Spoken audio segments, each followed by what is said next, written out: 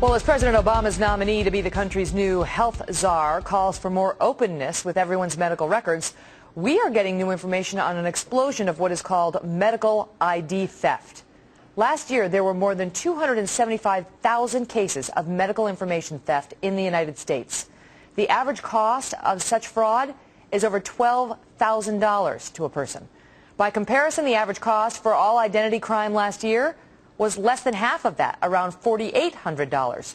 So once even more medical records are stored in electronic form, could fraud cases skyrocket?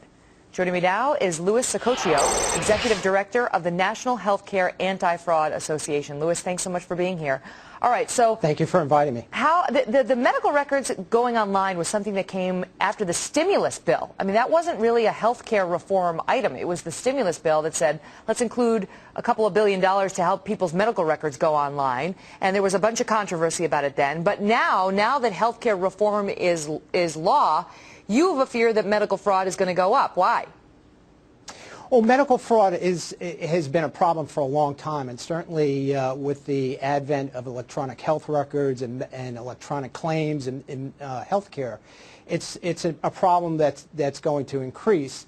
But obviously, you can't move away totally from electronic formats, either for claims or health records.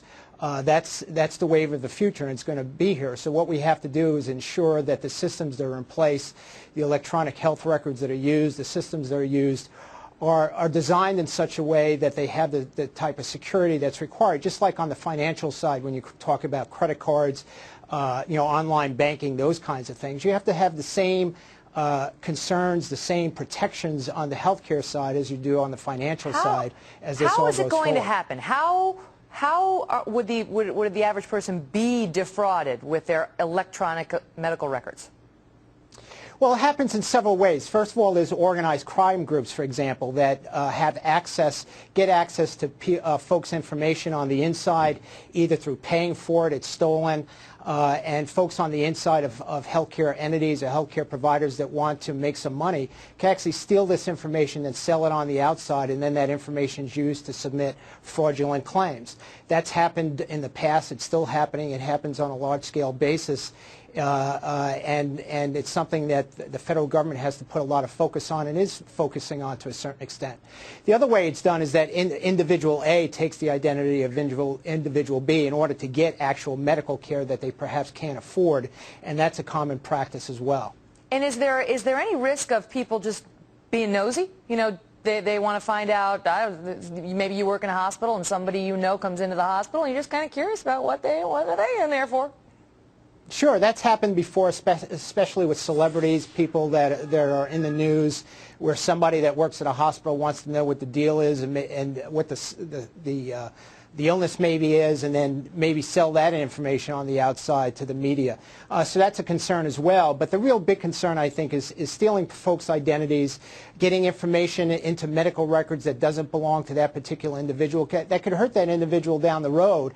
You know, if somebody's using your identity to receive treatments for illnesses that you don't have or conditions that you don't have, and then down the road when you go to get treatment, you find out that information's in your medical record, that could be obviously of great concern to you and also could do harm to you, for example, with respect to allergies to different medications, those kinds of things. Now, you know, when you mentioned comparing it to the security we go through for online purchases and online transactions. I mean, now you can, if you go to a website, you want to buy something, sometimes you get up the little box that says, do you want to use PayPal? Or you get up the little box that says, this is a secure transaction, no one's going to be able to find your credit card information.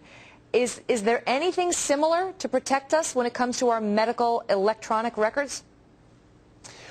Some of the health plans, some of the private health plans do have things in place with respect to their websites and getting access to those websites and exchanging information with your insurance carriers. Physicians' offices are starting to come up to speed. Some of the providers, the healthcare providers, depending on their size and their financial ability. All right, but we're running out of time. So what you're saying is it's spotty. So what should the average American who's concerned about this do? First of all, they should be very careful they should treat their medical information and medical insurance information, whether it be private insurance or Medicare or Medicaid, they should treat that information just like they do any financial information, the way they treat their Social Security numbers. Never give out your Medicare number, never give out your private insurance card number to anybody over the phone. Never give that information away, and always secure that information just like you would any very critical information. But all your stuff's about to go online. How are you supposed to prevent people from tapping into it? Well, if you go any website, you should never go on a website and exchange information about medical information unless you know that... But the doctors are going to do it. Like, pursuant to the new policies, the doctors are now going to take all of our medical information and put it online. We don't have anything to say about it.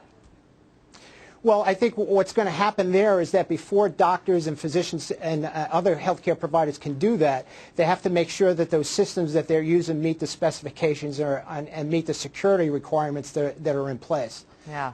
And if they do that should help with the issue, but obviously it's not going to prevent every type of misuse of that information. And we're trying to get answers on whether they're even trying to do that. We had a woman on Friday who has started an online petition to try to insist on that kind of thing.